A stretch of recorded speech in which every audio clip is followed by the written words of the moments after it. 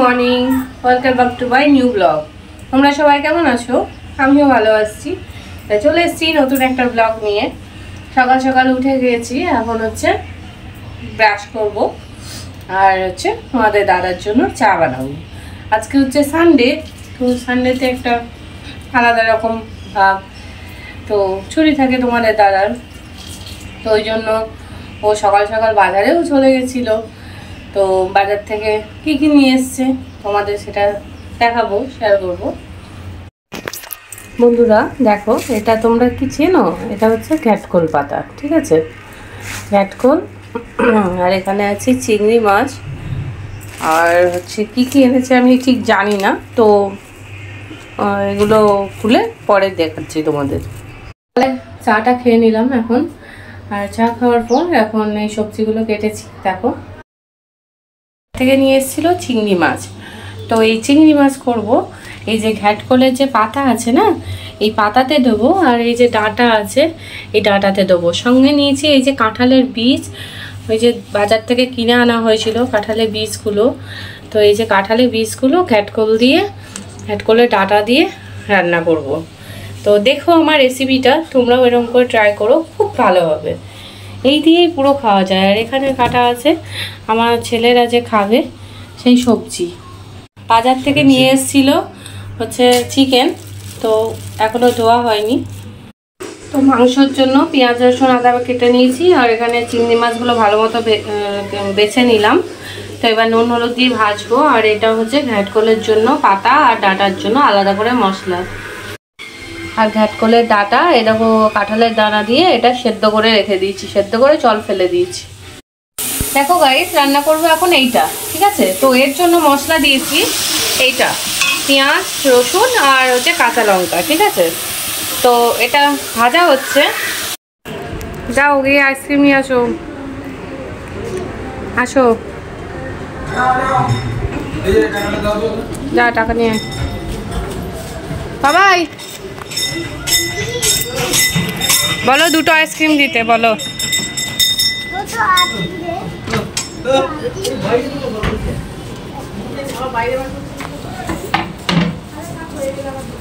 যাও যাও, টাকাটা দিয়ে এসো ওখানে। দেখো এই যে আমার হচ্ছে ঘ্যাটকলের ডাঁটাটা এখন ফার্স্ট রান্না করছি। কাঁঠালের দানা আর মশলাটা তো কষিয়ে তারপরে ঘ্যাটকলের ডাঁটাটা দিয়ে দিলাম। তো এখন ভাজা চলছে, তো অনেক ভাজা হবে। আর কাঁচা লঙ্কা দিয়েছি অনেক পরিমাণে, যাতে ঝাল একটু বেশি হয়। দেখো এর মধ্যে চিংড়ি মাছগুলো দিয়ে দিয়েছি এই যে। তো এইদিকে চলছে এটা ভাজা, আর এইদিকে চলছে মাংসর মশলা ভাজা। মাংসের মশলা কষানো হচ্ছে। আমার ঘ্যাটকলের ডাঁটা হচ্ছে এটা কমপ্লিট। তো তোমরা সানডেতে এরকম একটু বানিয়ে খাবার খাওয়াতেই পারো বাড়ির লোকদের। তো আমি এরকম করে রান্না করি ঘ্যাটকলের ডাঁটা, আর এখন রান্না করবো ঘ্যাটকলের পাতা। আর হচ্ছে মাংস চিকেনটা এখন হচ্ছে। তো কে কী রকম করে রান্না করো সেটা আমার জানা নেই, তবে আমার টিপসে যদি রান্না করো ঘ্যাটকলের ডাঁটা, তো জাস্ট মাইন্ড ব্লোয়িং, ঠিক আছে? প্রচণ্ড ভালো হবে আমার, মানে হাতের রান্না যেটা খাবে। তো তোমরাও ট্রাই করে দেখো। তো পাতার জন্য ফার্স্টে তেলের মধ্যে দিয়ে দিলাম পেঁয়াজ কুচি, আর হচ্ছে কাঁচা লঙ্কা, আর রসুন আছে 5-7টা রসুনের কুয়া আছে।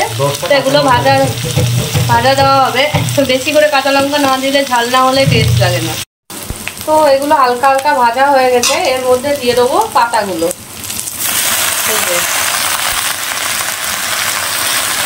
তো এই পাতাগুলো সেরকম করে নাড়তে থাকবো, দেখবে জল বেরিয়ে যাবে। একটু নেড়ে ভাপিয়ে নেবো। এই যে এরকম করলেই এগুলো হচ্ছে জল বেরিয়ে যাবে, ভাপানো হয়ে যাবে। কারণ যেহেতু এগুলো গাল চুলকায়, তো তার জন্য একটু বেশি কাঁচা লঙ্কা দিতে হয়, আর এই তো ভাপিয়ে নিতে হয়। ভাপিয়ে নিয়ে ওই যে ডাঁটাটা যেরকম ভাপিয়ে নিয়ে জল ফেলে দিলাম, এইটা সেরকম ভাপানো। এই যে তেলে ভাজছি, তো এটাই হচ্ছে আবার ঠান্ডা যখন হয়ে যাবে মিক্সচার মেশিনে দিয়ে ব্লেন্ড করব। দেখেছো, একই সাথে সাথে এই চিকেনটাও কষানো হচ্ছে।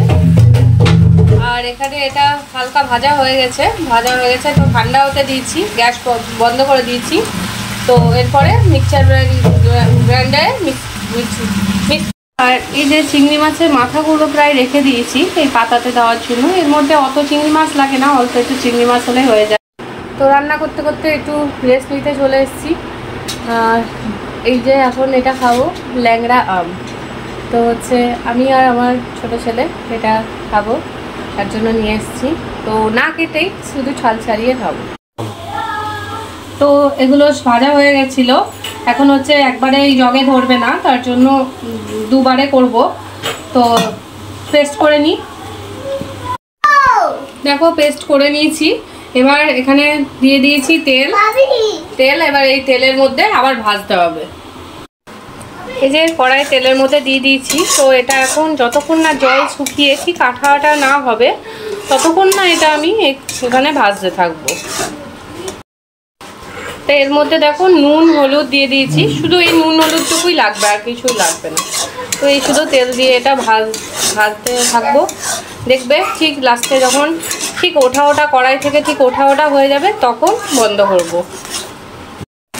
আর মাংসটা এরকম করে সুন্দর করে কষালাম, কষা মতন করব।